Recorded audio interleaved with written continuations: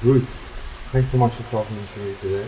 I so appreciate this opportunity because having just experienced a sound shower, I have some wonderful insights to talk about with you. Can't wait to hear. I'm really curious to hear, from your point of view, like what does it do to our biology? What happens? It's very interesting because in conventional biology, when I was teaching medical school, we only talked about information in the form of chemistry.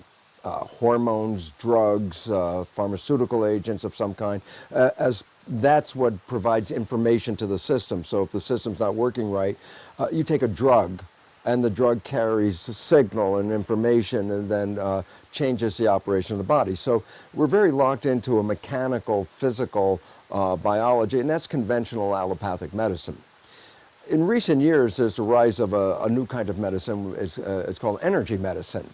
And the significance is that we find now that there's a very sound physical and biological understanding of the role of energy and vibration in medicine. So it's interesting because this is not relatively new. I mean, chiropractic got off the ground in 1895 because D.D. Palmer started to emphasize the nature of vibration and tone as part of the system, talking about when the system's out of alignment, you interfere with the vibration and tone, and so adjustments of the skeletal system would bring it back. That was in 1895. Over the years, more and more information started to come about the nature of vibration and what we call resonance, harmonic resonance. And what was really interesting is, I think it was about 20 years ago, there's a physicist by the name of McClare, University of London.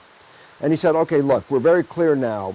Information can be carried by chemistry, and information can be carried by vibration. And his question was, would there be a preference of one form of information over the other? So what he did was an assessment of trying to compare the relative effectiveness of using a chemical for information or vibration. The results were amazing and astounding for this reason. Number one, when we talk about chemistry and we bring a drug into the body, the drug to work has to bind to something and have a chemical reaction. Well, when we go back to our days in high school when we all were playing with chemistry sets, you might remember that when we added chemicals in a test tube and you held onto the test tube got very hot and warm. Well, in the nature of physics, heat is called dissipated energy or wasted energy. So what they started to recognize, and McClare emphasized very specifically, was this. If I use a chemical to carry a signal, and I say that there's 100% energy of signal in a chemical, and I say then I make a chemical reaction, but then I have to subtract the energy of the reaction. It's a thermochemical reaction. So I said, well, what do you mean subtract the energy? I said, well, the heat that comes off is energy that was being carried but is not being used for information. It's just part of a chemical reaction, heat of reaction. Well, it turns out 98 to 99% of the energy carried in a physical molecule is lost in the form of heat. So if I say, okay, I have a chemical carrying 100% information, it goes into the body, has a chemical reaction to pass that information, then I say 98 to 99% of that energy available for information was wasted as heat. So a chemical reaction carries anywhere from 1% to at most about 2% of the energy is transferred as information. A loss of 98% or more of the energy, okay? He compared that to, what if I send energy via vibrational signature, sound or electromagnetic field or light? I say these are vibrational energies. I say if you're passing a signal with a vibrational energy, how much of that energy is lost in the reaction? Virtually none. So if I say, okay, now I'm going to compare the effectiveness of a chemical signal and an energy signal, and the results are very simple.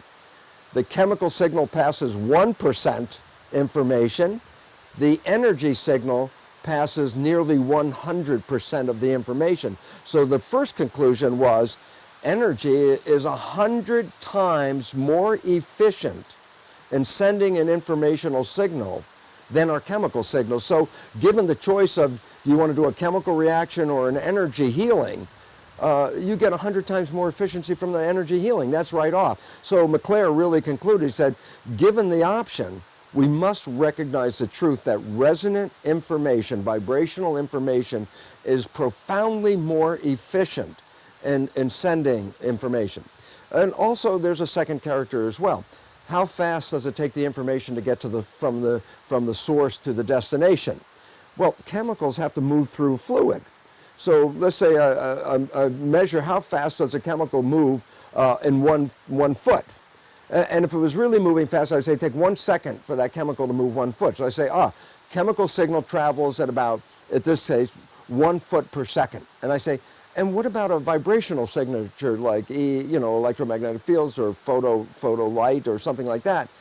That travels at 186,000 miles per hour, or per second, 186,000 miles per second. So I say, well, which is more effective? A chemical going 1 foot in 1 second, or a vibrational signature going 186,000 miles in the very same second? The answer is, oh my gosh, it's profoundly faster. So then you look at the nature of biological systems which depend on signals for their survival. And if your survival is dependent on receiving a signal, interpreting a signal so you can make a response, I say, I could signal you with a chemical, or I could signal you with vibration. And the answer is the biological system would by far have a preference for the vibrational energy because it's so profoundly fast and so significantly efficient that if your life depends on getting a signal, and the cell's life does, then there's no comparison between the two. Chemicals work, but not anywhere as effectively or as efficiently as energy healing. And this is why we're moving from an allopathic chemical drug-related medicine into energy medicine, because it's now been recognized that energy, which includes thought as well, is profoundly more effective in healing than our chemicals. I have this feeling because, I've been working in our sound for almost 20 years. In the beginning it was really kind of out there. There's hardly anyone knew about it or even talked about it. I'm kind of getting a sense that it's like becoming the medicine of the future in that sense. And I get a lot of feedback from people that come to, whether it's private sessions or the group sessions. And there's a couple of things that I see that stand out in terms of effectivity of this being exposed to the sound. One is anything related with stress, which is probably the biggest cause now for disease, stress. Yeah, absolutely. 90% of illness is now attributed to stress.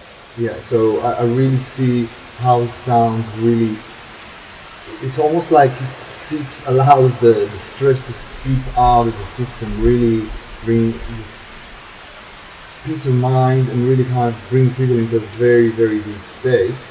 So that's one thing. Yes. I'd be interested to hear, what you have to say about that. And the other thing is also pain related, arthritic conditions, bones, aches, all kinds of conditions like that. It seems to be a really strong reaction and response and effect for the sound in these kind of conditions.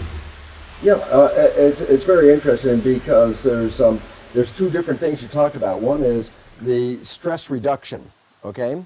And then we'll talk about the joint one in a second. Stress reduction, it's very interesting to understand that if you were looking at a healthy system, let's say on an oscilloscope, it would have this beautiful sine wave, just a smooth, nice wave. It's got harmony to it, okay? When you look at a stress situation, it gets very choppy, like electrocardiogram or EEG, when you see the wire, the lines jumping up and down like that. And the significance is very clear. Harmony is health. Disharmony breaks down that health because it breaks down the harmony, okay? When you're in sound, and they're nice pure sounds, you entrain or entangle with the sounds. That's why music, historically, from the ancient Greeks, they already knew music was profoundly important in healing, and that was 5,000 or more years ago. And they started to recognize that. Well, we now know there's a reason why, and that is because their systems try to entrain with each other. And so if one is out of harmony and one is in harmony, then the significance is when they come together, the tendency is to drive them both toward harmony. That is the natural state of the world is harmony, okay? So sound, of course, is the element that music was transmitting this harmony to the system, and the system takes it in. And this is why people use music to relax and get into a lower state, which takes away the stress of the system. So just being in a sound shower field, you are going to entangle with that, and you're going to take it in, and the system loves to go toward harmony. It really tries to protect itself and wall off disharmony. But if there's harmony available, the system opens to it because it seeks harmony. So that's one level, okay? Stress reduction is very, very important to understand the nature of music because it induces a more harmonic vibration throughout the body, and vibration is really the new understanding. And just so people have to know this because there's been a change. Everything in our medicine world, conventional medicine, is based on Newtonian physics. This is the physics and understanding of the universe that emphasizes the mechanical material universe and doesn't really give any credit to the invisible realm. And this is why an allopathic medicine is so preoccupied with physical things, because that's the nature of that kind of physics. But in 1925, a new physics was introduced. It didn't get rid of Newtonian physics, that's still there. But the new physics, quantum physics, is a much bigger science. So Newtonian physics is a small compartment in a bigger understanding of the mechanisms of the universe. What quantum physics has brought in is that while we see a physical mechanical world, if you take apart that atom and you say, oh, here's the atom, this is the particle of the physical world, that was, in physics, the fundamental unit. That was always the bottom unit, the atom. As a matter of fact, the word atom from Greek means uncuttable, meaning you can't get smaller than that. Well, in 1895, they started to say, wait, there's something inside the atom. And they started to find electrons and protons and neutrons. That was the beginning. And then they finally said, well, okay, what's inside the electrons and the protons and the neutrons? And that's when the whole world physics went upside down, because they said these particles, electrons and protons, when they went inside, there was nothing physical inside. There were like miniature nano tornadoes, vortices of energy spinning, vibrating. Every atom is a vibrating source of energy. And so while we have the illusion that I can see you, you can see me, I tell the audience, you can't see me in the dark. And the significance is, why can I see you? Not because you're physical, but the light bounces off the energy and then is reflected back. I see a reflection of you. It appears to be like you're really physically there. You are there, but you're really there in energy, because every atom is energy. And if an atom is energy and molecules are made from atoms, molecules are energy. And molecules make cells. Cells are got to be energy, and cells make us. And so we're basically energy. And then some people would say, okay, I can understand light bouncing off it, but I can feel you. I can physically feel you. And so there's something there. And then again, I go, no. Go back to that nano tornado. I say, if there's a tornado coming down the street and you're driving your car, can you drive your car through a tornado? And the answer is absolutely not. When you hit that tornado, it'd be the same as hitting a stone wall. There's a force. You can't go through that force. And then you say, well, it's physical. I say, well, if you're driving a car and the car flattens out against that tornado, obviously it appears to be physical, but it's an energy force. And then you say, but I can see the tornado. And I go, that's because the dirt and dust got picked up in the force. If you filter out the dirt and dust, a tornado could be right in front of your face and you never see it at all, unless you tried to put your hand through it, and then you would feel the resistance.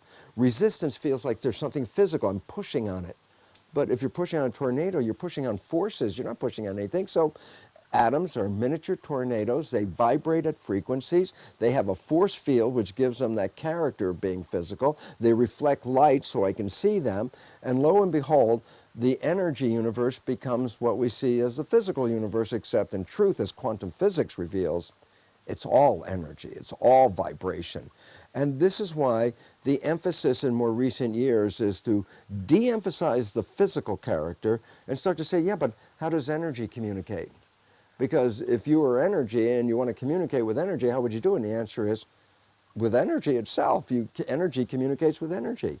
And so vibrational frequencies and sound and light and electromagnetic fields, all these are forms of vibrational energy. That is the language that our atoms respond to because they themselves are energy. Matter of fact, every atom gives off light and energy, and every atom absorbs light and energy. That's a fundamental law of physics. Now you say, okay, I'm creating a healing frequency, I'm creating a healing sound. And I say, yeah, of course, by the nature of atoms, when they're resonant, when they're in harmony, they will absorb the energy from that. And that's called, in physics term, it's an interference. The energy of the sound you make is interfering with the energy of the body, but there's two kinds of interference. One is called constructive interference, and one is called destructive interference. Constructive interference is what the sound shower produces, is energy that when coupling with the other energy enhances the energy. So two energies can come together, entangle, and become more powerful. But there's a destructive interference, which says two energies can come together and they cancel each other out. So there's no energy at all in the net result when you add it up. And both of them are necessary for healing. Because sometimes you want to enhance something, and sometimes you want to bring down the vibration of something. So you use energy interference, which is fundamental to the new physics and fundamental to the new energy medicine. So what in the old days when they couldn't measure it, while they still couldn't measure it, you and I are quite aware, even if they couldn't measure it, the people had experiences with it. But scientists don't accept a person's experience. They say, show me the number on the chart, But now we have technology. Now we have new ways of looking at it. I can read the energy on the chart. We can see this. And this is why energy healing is rising in our civilization because of its efficiency and effectiveness and because of its ability to enhance energy. And this is what I experienced when I experienced the sound shower with you directly. This is what I experienced. So part one of the question, is energy stress reduce? And the answer is absolutely, because it can take a disharmony, and when you put the right energy into it, the structure that's not in harmony will through constructive interference, entangle with the harmony. And then the net result is it takes something that is in disharmony and brings it into harmony. And as I say, what's new about this? 5,000 years ago, at least they were talking about this. But today we have technology to read it, but they knew about it that long ago. So that's an interesting aspect. Yeah. And we have a second question, which seems like an hour ago right now, but I can still remember it. And it's affecting why is the sound so influential in affecting issues with joints and bones and issues like arthritis and stuff like that. And again, that's another interesting thing because, number one, people don't understand this. Bones have more nerves in that tissue than are found in almost any other system except the nervous system itself. There are more nerves in bone than any other organ system. And all of a sudden it says, wow, yeah, so the bones are fully innervated. And we also know that bones are crystalline. Now, most people think of bones as just like stone. It's like rocks and crystals, but they don't recognize it's living. It's very much alive. And the significance about that is also bones have a character that's really something so exciting because we're just beginning to understand the nature of how this character is called piezoelectric activity. Piezoelectric is a complicated scientific name, but many people are familiar with piezoelectricity. For example, if you have a gas stove and what you're going to do is you want to turn the gas on. So as you turn it on, then you hear click, click, click, click.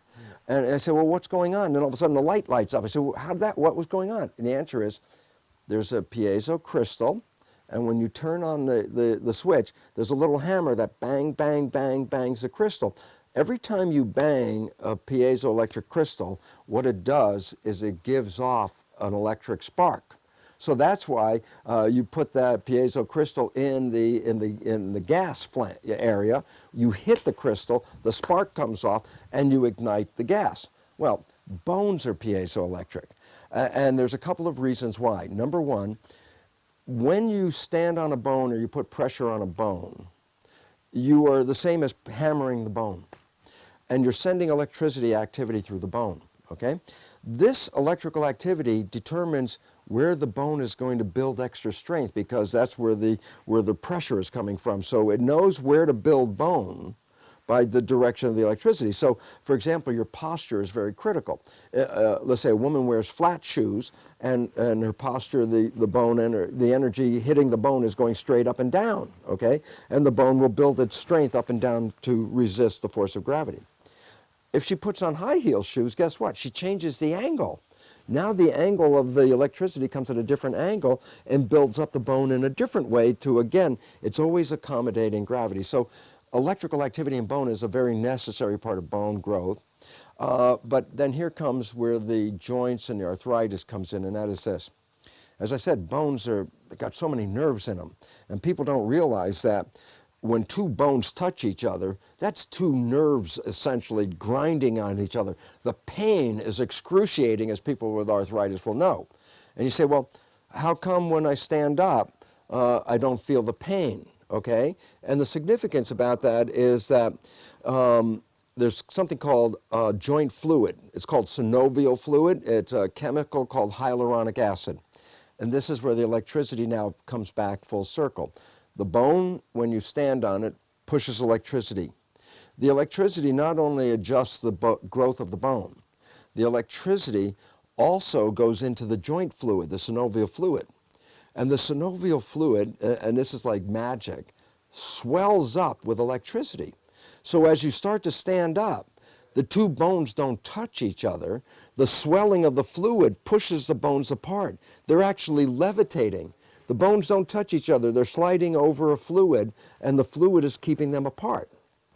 But when you have issues like arthritis or joint problems, then there's things like sometimes crystals get in that fluid, in that synovial fluid, and what that does is actually make a short circuit. So that while the function of the electricity was to cause the bones to be pushed apart so they don't touch each other, when you have a joint problem like with the synovial fluid, the electricity doesn't cause it to expand. And the next thing you start to find out is the bones are now beginning to touch each other, and that's why arthritic pain is so detrimental, because the bones are not being separated from each other. So there are many different kinds of issues that can interfere with the joint that cause that problem. But then all of this is related to what? Electricity and vibration and harmony. And it's also recognized that sound can generate electricity as well. So when we start putting all of this together, you start to see that tuning and vibration of the nervous system, something that Palmer talked about in regard to chiropractic, applies to the understanding of sound healing as well. When you can help people cause their joints to respond different to the vibration, you can eliminate and ease pain. Okay, so that sound would be a very adaptive, constructive interference that would enable people to reduce the pain and joint problems, especially where there's a synovial fluid issue. So again, and that's related to energy and vibration and harmony, which is the new way of looking at biology. Working with the same principle you just described can potentially, heal cancer and many other conditions which we're inflicted by, because essentially the cancer is, from my understanding, it's again the cells kind of losing their natural frequency or vibration and kind of going a bit random and kind of out of control. And in a way, frequency can bring them back to a more balanced state. What do you think? It's very interesting, because we've always attributed cancer to genetics, and they say, oh, cancer's running in my family, and now we know that less than 10%, I believe, is the number. Less than 10% of cancer has anything to do with heredity. 90% of cancer has to do with lifestyle. And I said, well, what's lifestyle? I mean, well, are you living in harmony with your life? And it's very important for people to understand. So I'm just going to bring this simple point up. There was a recent study where they studied the fate of a child adopted into a family where their cancer has been running through the family history. And they find that the adopted child will get the same family cancer as any of the natural siblings, but then recognize the adopted child came from totally different genetics. So what we're beginning to realize is that cancer is a behavioral consequence, a lifestyle, not responding in harmony, stress, anger, these kinds of things. Well, we go back to the nature of what is the relevance of music. Reduction of stress, introduction of harmony. Those two, when you put those together, are additive effects of what? Bringing back a natural, healthy state again. And again, the nature of healing through music. And so, yes, it has a very profound direct, and almost all our illnesses is really coming out. The American Psychological Association has recognized that up to 90% of 90% of illnesses, or 90% of doctor visits is what they call it, are totally due to the nature of stress. Okay? So then the question is, well, what do you do to reduce stress? And the answer is, find yourself in an environment that expresses harmony, because stress is disharmony. It's as simple as that. So I can say, well, there are many ways to do it. Yeah, there are many ways to bring it. And sound is a wonderful one, because harmony, music is by its nature, we talk in terms of harmony. So the character of music is harmony, and when you get a music that expresses a nice flow and harmonic resonance to it, it entrains you, and it causes the mind to stop with all that stress and calm down and try to become more, harmonious and more flowing. If you can just do that, it would be a primary incentive for the body to heal itself, because it heals itself when you stop your stress. And this is why the nature of sleep was so important. Sleep says, okay, shut off that mind. The mind is interfering with the system. When you go to sleep, and the operation of the mind, which is creating all that thinking about, oh my God, can I pay the rent? Can I fix the car? How's my relationship? All those stresses at night shut off. And that's when the body says, oh, okay, this is our opportunity to heal. But why wait until nighttime? You can do this, all you have to do is calm down. And so it's really interesting, as you start to find harmony and bring it into your life, you get healthier. And love is the most wonderful harmony of all, because all you have to do is ask people who are in what I call the honeymoon phase. I say, are you healthy? And almost everybody in that honeymoon phase is exuberantly healthy. I say, why? They're finding that harmony of love. The garden, the environment is so beautiful, and life is so peaceful. So, do you have to wait till you fall in love? I said, well, not necessarily. How about just creating an environment that would provide you with that? And all of a sudden I say, oh, music is really good for that, isn't it? And then we go back to the same old story, yeah. For, thousands of years this is recognized, so why would it be any different today? Except for today, the difference is, today we can read scientifically the consequences of all this by wiring people up with electroencephalograph, for example, or doing electrocardiograms and reading heartbeat and heart rhythm and stuff like that. Or any of the things, the stress reduction, I can look at how much stress hormones, cortisol, is in your system, and read it, and then have somebody go into relaxation or get into harmony, and then look and you see, there's a reduction as soon as you start to find this. So it's really incumbent upon us to find it. And I'm so glad that you offer an alternative, because many people think, I got to take a pill. And the fact is, man, let's get off that track. That's old-fashioned. It's time to get into the more effective influence of energy, which is fortunately so different than medicine, because pills always have side effects. There apparently nothing yet to be in regard to side effects when you're doing energy healing. Yeah. So this is the natural progression, and the world is moving that way, which is really wonderful, because we don't have to spend a lot of money for that. You don't have to pay for very expensive prescriptions. You can buy a CD in some cases and have that sound wash over you, and that's a lot more effective and healthier. than going the conventional allopathic route. We're coming to a stage of recognizing it's time to empower people. So I can see how you might say, okay, Bruce, give me an explanation of this. I can see you could say, I know it works. I work with people all the time. But other people were going to say, yeah, but how or why does it work? Is there any science behind it? And the answer is, oh yeah, tremendous science behind it. And this is so exciting because it's the new science that is changing our perception of the world. It's a new science. I recognize there was a garden on this planet. There was a garden, and garden by its definition is cooperation and harmony. And the way we have been living, we've destroyed the garden. And the fact is, we are part of that garden. If the garden starts to undergo a destruction, by definition, so are we. So as we stress the environment, we become stressed. And what's the answer? Go back to the garden. Bring back the harmony. Bring back the vibration. And it's so simple to do it that way. And so much more effective than dealing with chemistry. That's a very old-fashioned way of changing it. Not that old-fashioned, because the more old-fashioned healing from thousands of years ago was always through hands-on healing, vibration, intention, thought, music. They already knew that then. We're just rediscovering it, but this time we're rediscovering it in the form of science, which then brings legitimacy to this kind of modality of healing. And that's why complementary or alternative medicine is becoming so widely respected around the world, is because people, when they try it, realize, oh my God, it was much more effective than the other form, the allopathic form.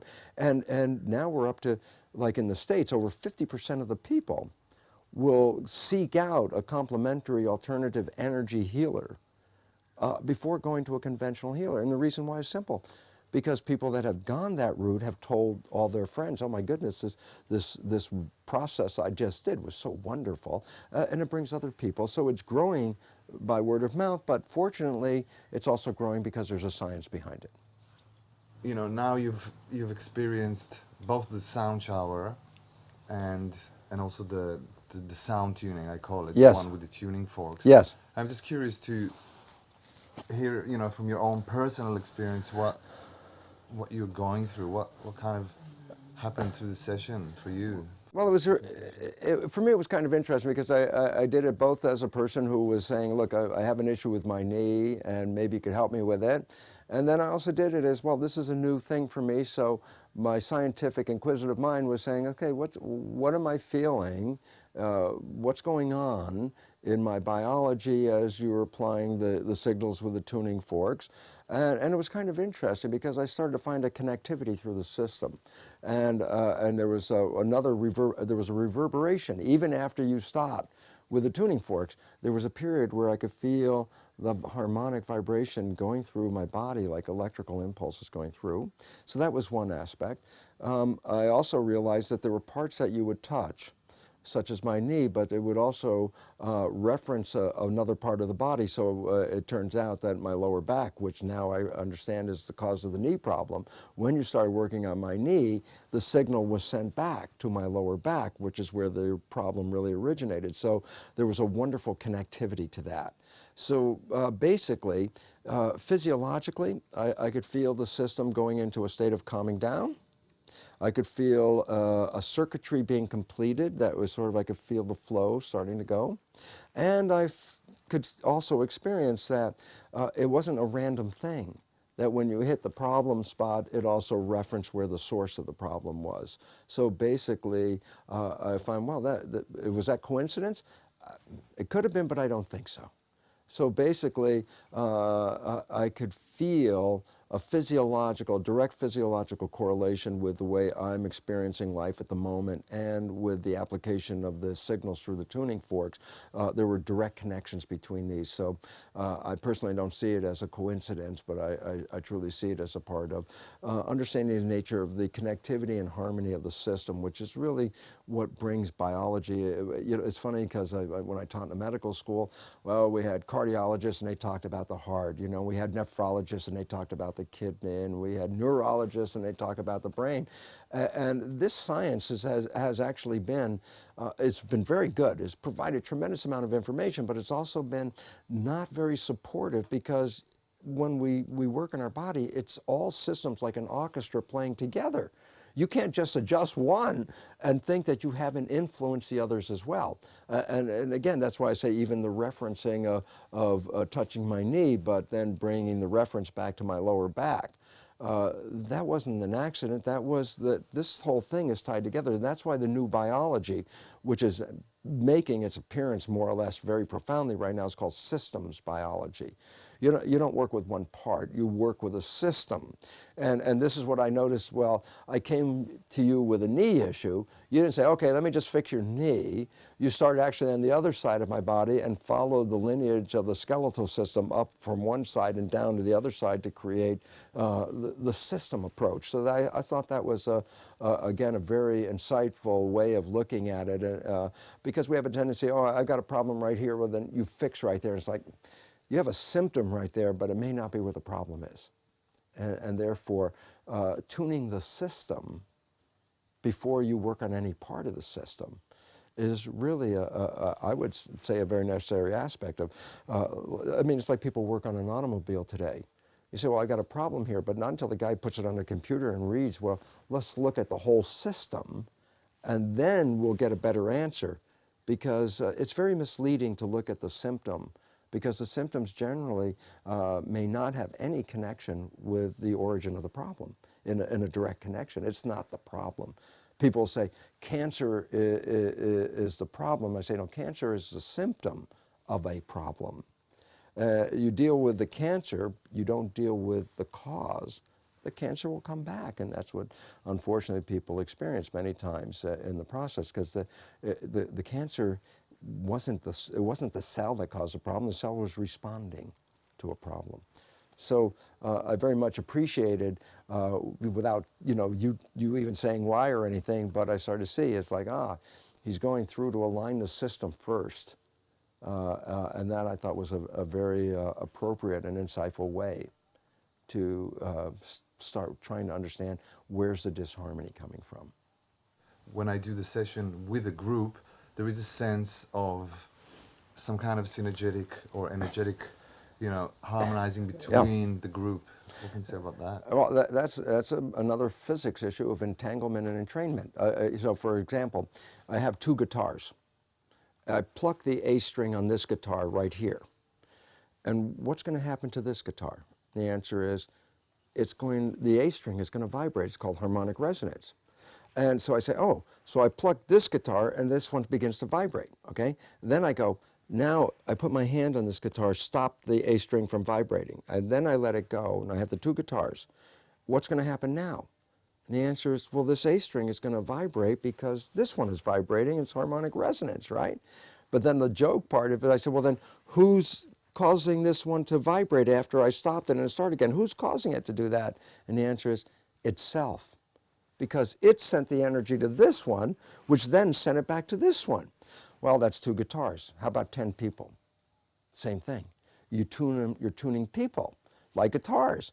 And it's interesting because there are other forms of healing that work in a group better than when they work with a single individual, because when you build up the resonance and the harmony in the group, there's the equivalent of what they call a crowd effect, where the energy of each other is bouncing off each other, and through that point called constructive interference, where two energies come together and enhance each other, then one person being healed is influencing another person who is in the process of trying to be healed. And they're sending energy back and forth, because very law of physics is all atoms give off energy and all atoms absorb energy. And therefore, since we're made out of atoms, not only am I giving off an energy, but I could receive this energy from someone else as well. So the more people in harmony, a person who's not in harmony comes into the field, like a guitar, comes in, will absorb the energy from those in harmony and affect the harmony in that individual. So group healing is a very interesting concept. Just as much, people may have trouble with just thinking that, and say, well, wait, look at it the other way, the negative side. I say, in so many soccer matches, riots break out. And the significance is, well, there's so many people who are pacifists in that audience, but the moment the riot starts building up, the energy of that entangles with that passive person, and they find themselves being part of the violence. And they themselves like, How did I do that? And the fact is, you were in training with the other people. And so, well, that's a negative aspect. There's a healing aspect. It's just the other side of it, but it's the same mechanism. Thank you very much. Avishai, thank you. Thank you so much for your healing work. I appreciate it. Thank you. Thank you.